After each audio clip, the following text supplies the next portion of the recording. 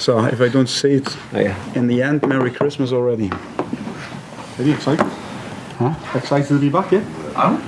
Yeah, I enjoyed the World Cup, to be fair. Insane. All was good. Quality results. Really good. Well, I didn't think the final was going to be after 70 minutes. I'm sat like, Yeah. and then it all went. Yeah. My wife made a picture of me. I was sitting like this, like with the boy on my neck, like what's happening. I was very. That's how finals should be, no? Yeah, definitely. Now we can say like, not a boring final. Like, let's take it from there. Welcome back, everyone. First press conference after the World Cup. As usual with the Carabao Cup, it's an open press conference now breakout. So, Vinny, do you want to kick us off? Yeah, Pep, obviously the two clubs have come together this week and sent out an important message to the fans. I just wonder what importance you put on that message yourself, and also what responsibility the coaching staff and players have as well to really set the right tone in terms of their own behaviour. Yeah, let me first say that it's very positive that both clubs are cooperating. Ferran and Billy made a good statement, I think. It was really clear. So that's the second positive. I think, so I worked at Porto for 7 years. I worked at PSV Eindhoven for 5 years. And the rivalry between PSV, Feyenoord and Ajax was from a different level. The rivalry between Porto, Benfica and Sporting was from a different level. But the only reason why it's a rivalry because the games matter, the games are decisive. So I really believe that we feel that in these games as well. As example, tomorrow is a decisive game, but we know that playing against City has this importance too. So, but with rivalry comes emotion.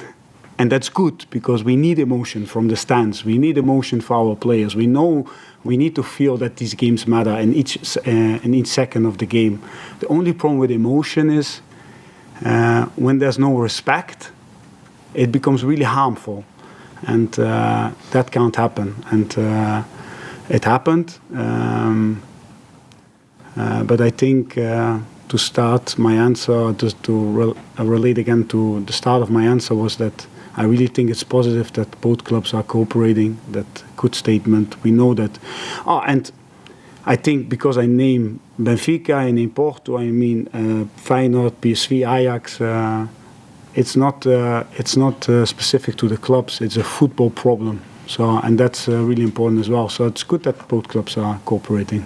We look at team news. I just wonder, is there any news on when Jota could be expected back yet? Also, any news on when Luis Diaz could be expected back yet? And what scope is there, if need be, to move in the transfer market in January to maybe bring in reinforcements in the forward areas or even bolster the midfield areas as well? Yeah.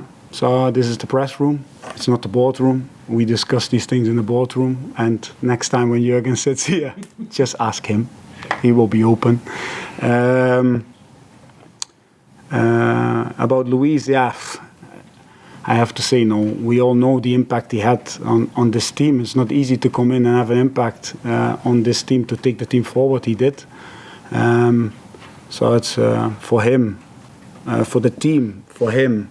It's really sad that it happened, and but he has this character, no, this smile and hard work, and he will take this time again to come back stronger. And if he can come back stronger, it will really help us. So sometimes, hopefully everything goes smooth and he will come back. Jota is in the time frame. So he was with us in Dubai. What's nice for a long-term injury that go out of this English weather or Kirkby weather, because that's even worse. Sunshine, be with the team. He was in all video meetings and we had a lot. So he was always there. So that was good for the team as well. And but it's the same time frame. So no definites. No. And about the transfer window, we're always ready. We're always prepared. If the right player, right moment, right feeling, we're always prepared. So. And just in terms of the players who come back from the World Cup, I just wonder who is ready now to go straight back into action, and how ready is the squad to return to domestic action in a game that we've kind of spoken about? It, I suppose a chance to lay down a marker. It's new for us now. World Cup, middle of the season. A lot of the quality was very good. I think it was a winner in my opinion, but it gave us a chance to refresh.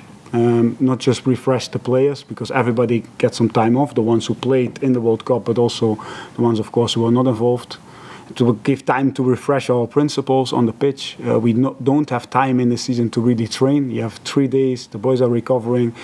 You have to be spot on in your coaching. You have to be spot on in the type of session you put on. There's no march. You have to be right. So it's not that you can give them real problems to solve with football because the next day you're playing, and that's possible in these kind of settings. It is. So give them real problems to solve together in a way, and then we can correct them. The ones who don't move in a coordinated way or don't play through our principles. So that was a benefit for sure. The ones who played, they have rhythm. They needed some time off as well, because we all know playing for your country is the most honorable thing I think there is in the football world. So it's nice for them to be able to do that. They made a lot of teams, a lot of people proud, the ones who played. So that was good. So they come back with a strong feeling. The ones who are already back, like Hendo, like Trent, like Ali, like Fabinho, you see that they take a good energy and good tempo with them, and confidence with them. So that's important. But we had honestly, a really good training camp in Dubai. The togetherness, the spirit, the hunger, the passion, the fight. You see that this team wants to be 100% motivated and we have to be 100% motivated for City, but not only City, but especially for the second phase of this season. Pep, as far as Liverpool and Man City are concerned, and this competition, you know how well City and Liverpool have done previously, and have done it in the early stages of the competition with not the full strength sides. Yeah. This time, is it going to be slightly different because it's City early on in the competition, and because of the World Cup and the need to be fully at it for the second part of the Premier League season? First, age is just a number for us, so that's really important to understand that we don't look to experience in that way. Let me say it like this. And if one thing this World Cup as well proves is that you need your whole squad. The teams who became successful needed the full squad.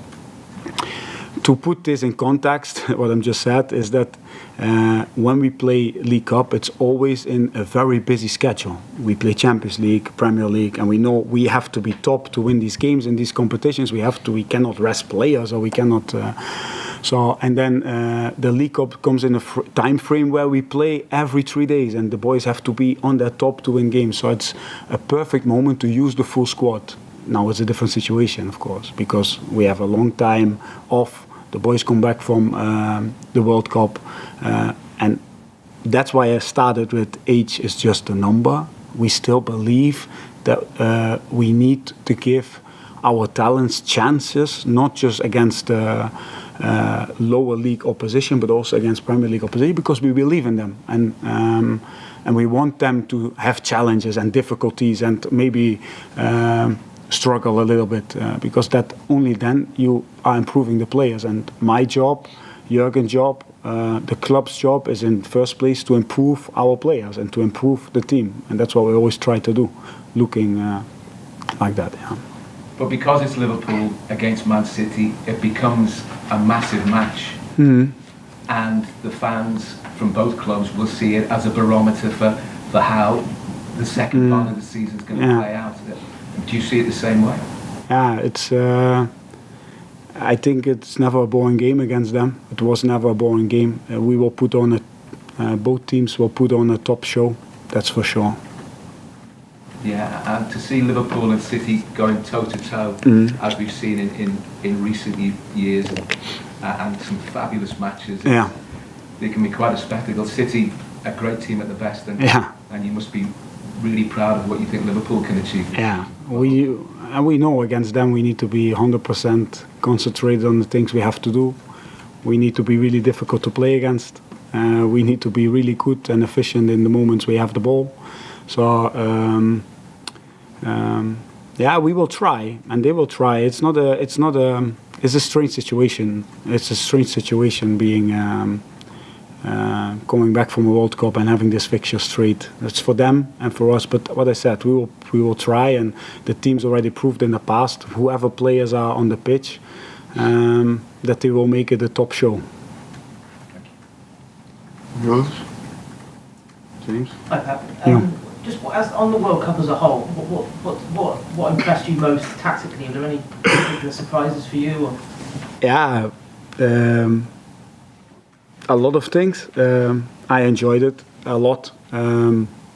So, first of all, I think the World Cup proved that the teams who were more collective, were more team, were the teams who were decisive in the last stages. It proved again that you don't need to be top in the group stage to become the winner in the end. It's always about the team who grows more, who has this, because a growing team is a dangerous team. I think Argentina is a prime example of these two things.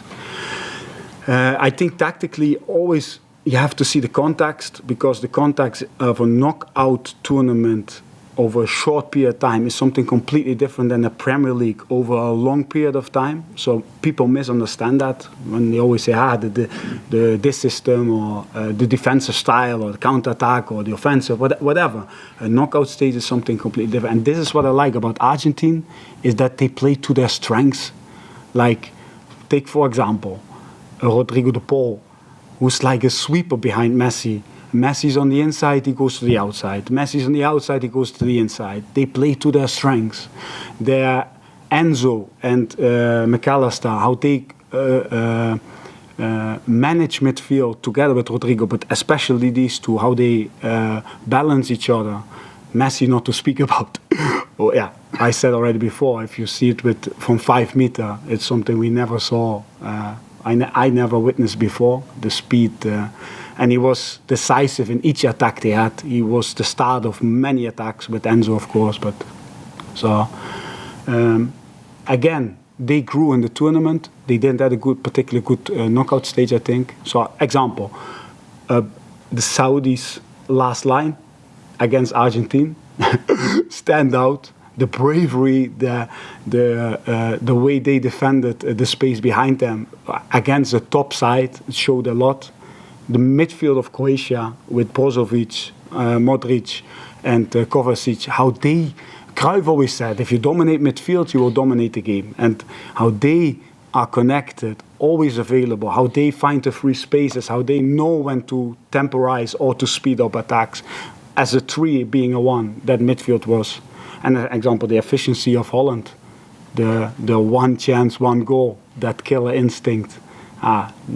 Just a few things. But I think the team who grew the most deserved to win. And I think the team who grew the most was Argentina in the tournament. So. And in terms of your 7 players you had involved, is it just Darwin who could be involved at City tomorrow night, or any of the others been back long enough to also be in the mix? Yeah, we have one more session to go, James. And today we will see how everybody is physically.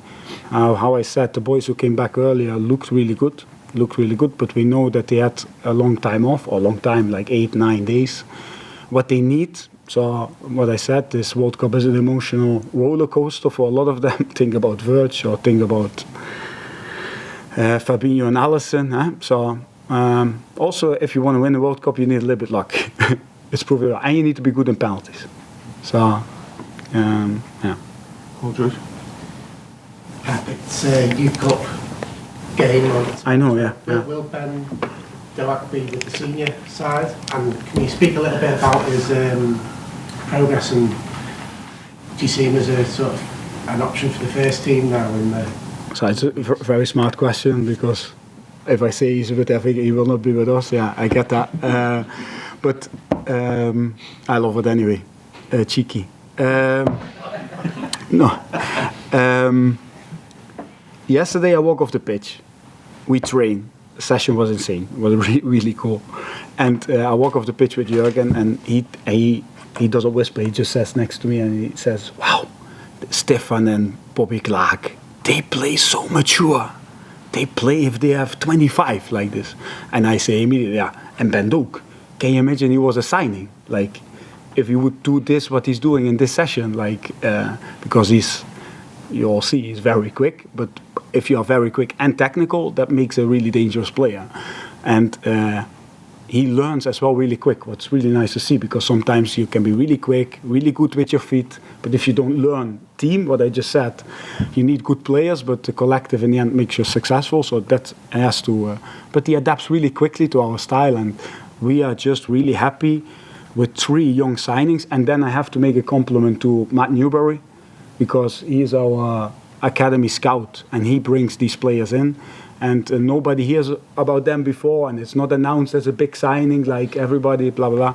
But the boys he brings in, it's not easy, because the boy leaves Celtic, goes to a different part, Liverpool, or Stefan, who goes from Celta de Vigo to here. They leave their country, they leave their family, they come really young in our academy. So for the next ones who come, hopefully that helps as well, that we want to give these boys chances. And Ben is just... I like that combination of speed, mentality and technique. And he has all 3. So. Carl at the back.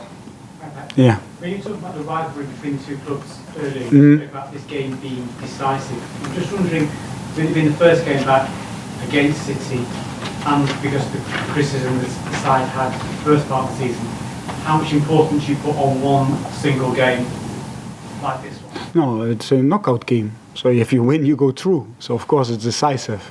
And I answered the first question by saying how I think about what happened in the past. What I just want to what I want to say is that the 2 clubs are looking forward. They make a statement. They are cooperating together. So I think more you cannot do. How I say, rivalry, emotion, but with respect. And inside that, shout as loud as you can. Be a real support, and both clubs can do that. So and that makes a top show of these games. And if we meet in Champions League, if we meet in League Cup, if we meet in Community Shields, we know that the best, most of the best players are on the pitch of England, of the world. So yeah, of course you will see a quality, and then 2 managers who have a real clear idea about the game, what always creates a proper shock. So I like a lot. But also in terms of setting the tone for your team, it's obviously it's a restart for everyone, but for Liverpool it seems almost more important because of what happened, the up and down earlier in the season. What I said, we went to Dubai and we could refresh our ideas, refresh our principles. We could really train. We see it just as a new start, how we should see it. The boys are hungry, they are passionate, they want to show this on the pitch. You see that in each session, and that's what we have to do. We know that we have to be committed to our way. We know that against City, there will be moments where you have to be really together, where it will not be easy. Anyway, all our boys have these experiences, so that's really good. It will be, how I said before, it will be a top show for sure. Chris Bascom and Dave Dance. I don't know, according to you, that this constant theme of getting back to what Liverpool's identity is during the rebound. I mean, is there something particularly you've been focusing on then? Yeah. Talk about that. Yeah, moving together as a team. So when you lose the ball, you're always there. Being aggressive in the moment we don't have the ball, where we want to be different than all the other teams, especially when we're high up the pitch. The confidence and the conviction in our build-up, that we move together and that we can bring the ball out, the flexibility in this. So these things, what makes us us. Sometimes when things don't go well, you focus on, especially on these things, and maybe you lose some of the core strengths in these moments. But you have to focus on the other ones, otherwise it. How it looks now, listen, we just look forward to play football. If you see the World Cup, we want to play as well. So to go back to the last question, if it's City or somebody else, we just want to play. We want to show who we are, and most importantly, win football games, and that's what we're trying to do tomorrow. It would sort of suggest that, I know the time and what's been said, but it may actually come at a good time this season for Liverpool would that be fair? I don't know. I think we were on our way back towards the end, to be honest. So sometimes I felt that for sure when we get momentum, it will be the World Cup. You have to take life how it is. You have to take. A lot of things you just cannot change. You have to make the best out of what you can change, and that's what we always try to do. So we use this time. What was really helpful, not just to train the lungs, the legs, the heart, but also to work the eyes and the mind. But with video meetings, so. We know that we still can be successful because there's many things to play for, and that's what we're going to try. David, last one. Pep, you spoke there about the letter which got out to the fans about, as you say, be emotional but show respect. But yeah. Is there an onus on the coaching staff as well to behave and not to step over that line, which sometimes happens when the two teams meet? Of course, but that's what I mean. Top sport is emotion. Top sport is going to edges. Top sport is seeing the line and you want to go over it, but you hold yourself. For us, it's impossible to be full emotional because the game is too quick for that. So if I'm emotional to one side, the ball is already on that side, and Pep already changed something tactically, well, we have to be aware to counter or whatever. So I think the ones who control their emotions are always the ones who go furthest. So. Yeah, control your emotions. Don't let the emotions control you, basically. And we are an example now for our team. And that's what I liked about Argentina as well. They went down 2-0. They go 2-2, and they were calm next to on the bench, on the pitch. You felt nothing had changed. They go in the last minute. They go, and how they went to the penalty shootout with complete control, emotionally only. Maybe after not, but that's I think quite natural. You do things which maybe anyway. Thank you, everyone. Good. Merry Christmas, guys. Because you don't see.